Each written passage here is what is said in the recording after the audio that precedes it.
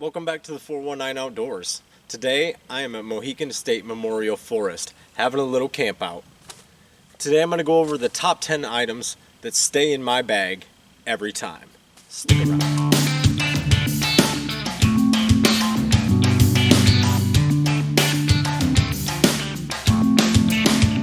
Thanks for joining me today on the 419 Outdoors. I'm Brian, and today I'm going to get to my top 10 items that are in my bag every time. So let's get to it. I decided to do these in no particular order, so I'm going to grab up the first one here in front of me and we'll get through the list. So let's get at it. Item number one would be my headlight.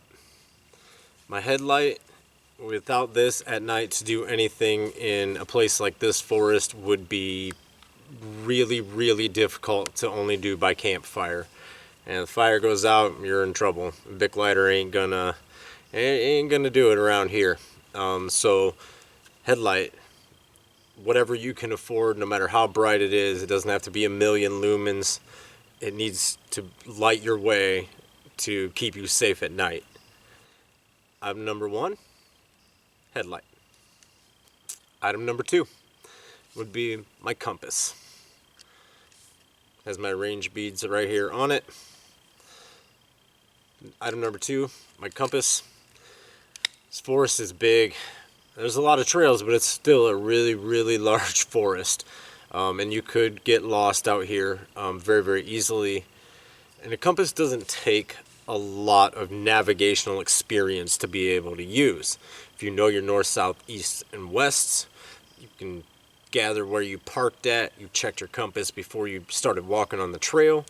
I can just check my compass and at least get me back in that general direction. Chances are I'm going to come to a road or a house or something like that I can effect rescue, or maybe even just gain directions back to where it is that I parked my car. Or I could just use it for fun. If you have some navigational courses and you want to go out and practice, can't go wrong. I use the Suunto MC2 compass. I have a magnifying glass here on the front as well. My measuring devices, the movable bezel ring, sight mirror, all around great compass. Took this to the Pathfinder basic class, served me extremely well. So, item number two, compass. Okay, item number three. Item number three is cordage. I carry both number 36 bank line and I carry paracord. Depending on the project I'm doing or what I need done will determine which cordage I use. If I'm just running a ridge line for my hammock, I'm just going to use some paracord. If I'm making a bed, or if I'm making a tripod or a chair or something like that where I need strength without stretching, I'm going to use the number 36 bank line every time. Number three, cordage. Number four. Number four is my Silky Gomboy handsaw. This is 7 teeth per inch. Probably one of the handiest items that I have, without a doubt. Handy for, as you can see, it's been used today, actually. Doesn't weigh much of anything, super sharp. I haven't personally used the Baco. I just went straight to the Silky, and I love this thing. There's really no purpose in me trying it, but if you have it and it works for you, great. Just as long as you have some sort of hand saw, a little bit more than a Leatherman or a Swiss Army knife, you're in good shape. Number four, my Silky Gomboy handsaw. Number five is my fire kit, which consists of my ferro rod, 1/2 inch by 6 inch ferro rod with my duct tape handle. So when you start some fires or do some repairs, or it's just a heck of a lot easier to hold on to the ferro rod with it.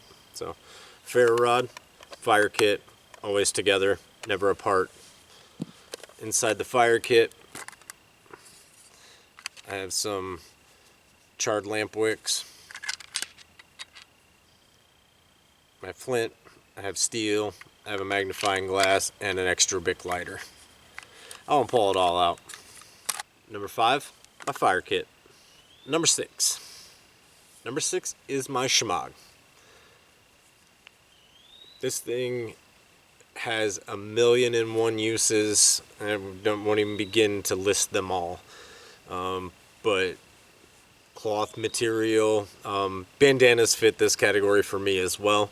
And I always carry 2 bandanas. One's actually in my back pocket right now.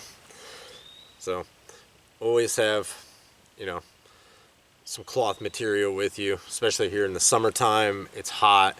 You go to collect materials, you're sweating. I need to walk down and collect water. I can filter the water, so on and so forth. So my shemagh, always in the pack. Number 6, my shemagh. Number 7 on my list, containers. I have my 32-ounce Pathfinder stainless steel water bottle, and I have my 24-ounce Grail GeoPress. 2 is 1, 1 is none. I can purify the water in my Grail, put it in my bottle, refill my Grail. I have 2 containers of pure water. Can also use this one to boil the water if necessary, but I don't want to have to walk for water in the dark, and if it's a very far walk, kind of like this one is, I don't want to do it very many times. Once, maybe twice. So I want to fill and carry as much water as I can without overloading myself. So coming in at number 7 is my containers. Coming in at number 8, my camp hatchet. Handy, handy, handy. Wet weather conditions such as I have today, I'm going to have to split a little bit of wood, pounding in tent stakes, so on and so forth. One item that I believe is extremely worth the weight that you carry. If I had 0 other cutting implements and could only choose one, this would be the one. And in at number 8, my camp hatchet. Number 9 on my list is my knife. This isn't really so much a in my pack kind of item. Unless I'm not wearing it on my belt, then I usually keep at least one in my pack, ready to go. Today I'm carrying the Bushcraft Black, but this is an item that goes with me anytime that backpack goes anywhere. This is either in it or on my hip, one way or the other, unless I forget it. But that doesn't happen so far. Number 9, my knife. Alright, last but not least, number 10 on my list is my cook set. I won't tear it too far apart, but I have my brew buddy for my coffee here in the front. I have my spork ready to go, my oatmeal for breakfast in the morning, some hot chocolate I can mix with my coffee. I have some coffee creamer. I think there's some salt and pepper in there, and that pretty much does it for the front. In the top here, first item up is my Going Gear stove that got in Battle Box last month, I think it was, month before last maybe.